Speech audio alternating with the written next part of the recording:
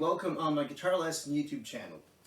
Today we're going to work on major and minor triads. So what are triads? When you think about triads, you have a relation with chords, chord inversions, and arpeggios, of course. So a major chord is based on what we call the root here. For example, let's take the C major, root, major third, which is the E, and perfect fifth, which is the G.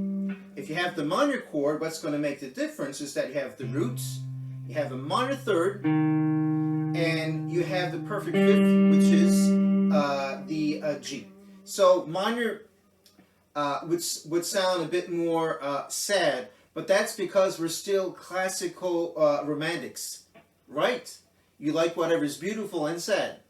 So actually we're not really living inner time. So, talking about major minor chords and triads, what are triads? They are basically what we call chord inversions.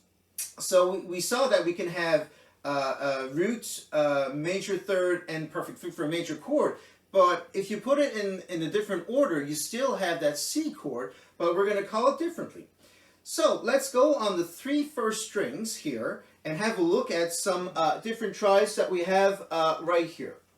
So first one we're going to have here, so on string 3, 2, and 1, so we have the C.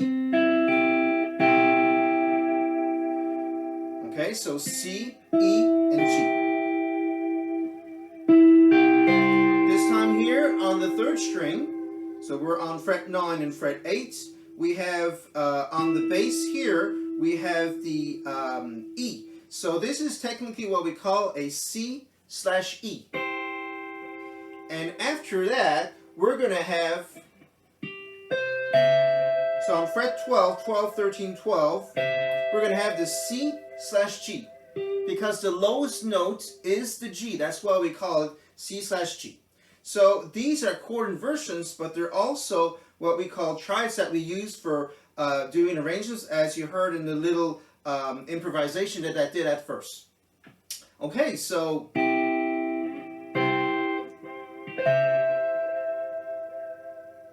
and it's pretty cool because if you have another guitarist playing the basic chord of C here, you could be playing around working on some melodies, just like if you listen to Bob Dylan's lead guitarist playing, he's playing a lot of stuff on the three first strings. Listen to Johnny Marr of the Smiths, for example. He's doing the same thing. He has all kinds of arrangements with the triads in the little high melody that he's playing. And it sounds really cool with another guitarist strumming chords.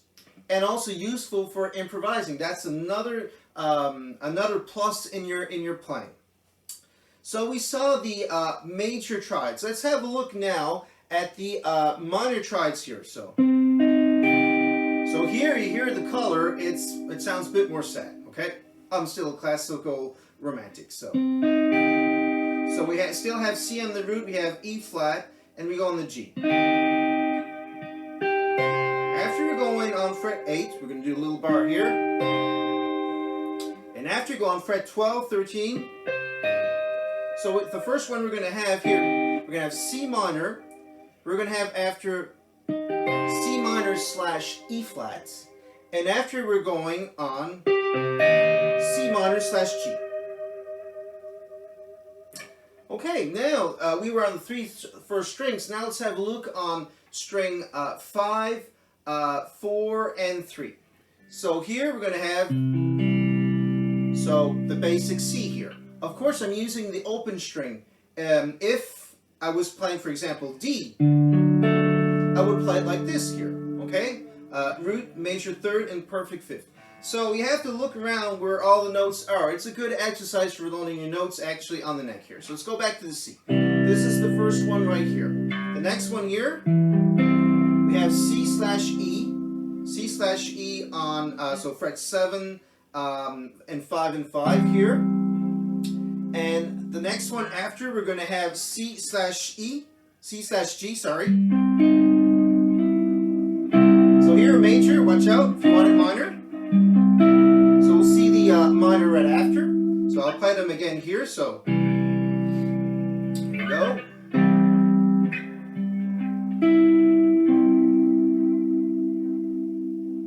Now, on the same strings, let's move on to the minor chords here.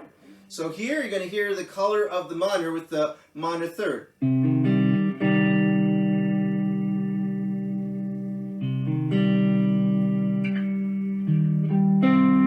Now we're going on C minor slash E flat. Okay, so I'm on fret 6 and 5s. And after we're going, as we played earlier, on C minor slash G.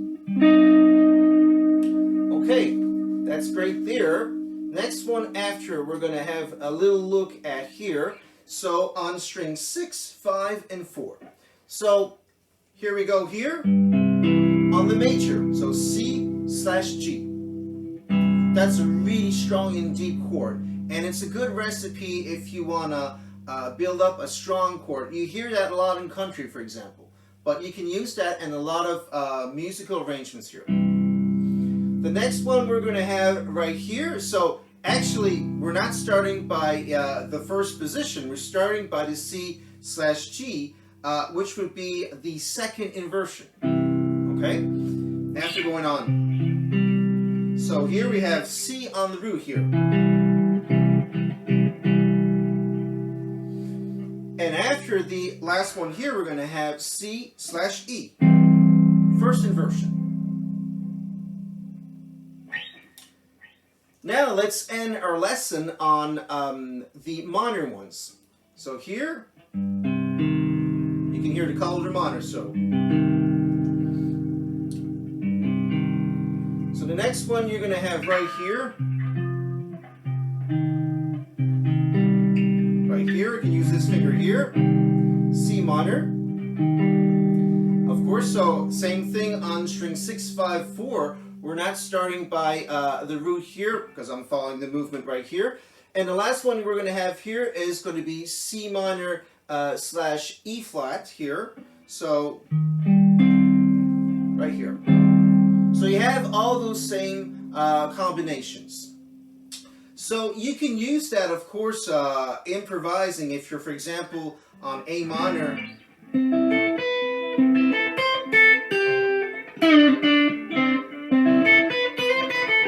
You can hear, for example, Mark Knopfler used that a lot with stuff like that, for example, and you'll easily recognize the song for that.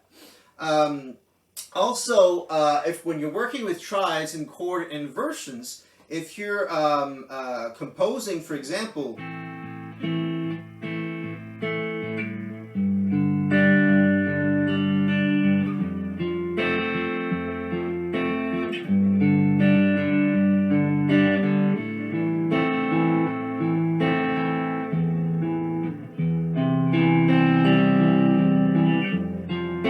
so here, for example, I was playing. I could play with the C.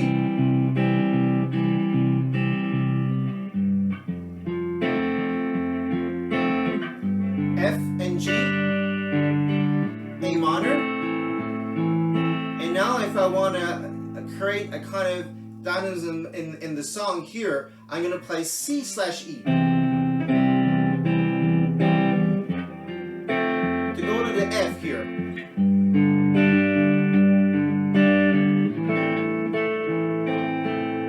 That's another example how you can use it. Same thing in reggae, for example. But you can tell me, yeah, of course you can play the full chords, but sometimes you're going to be playing just the top 3 strings to work it out there. See.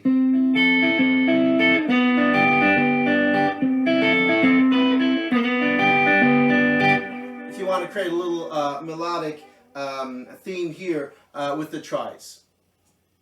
I hope you enjoyed this great and fun lesson here. Please don't forget to subscribe to my guitar lesson YouTube channel here, and don't forget to practice there and learn all the different positions here. Also have fun creating and try to make arrangements, use it in your improvisation and in your guitar playing.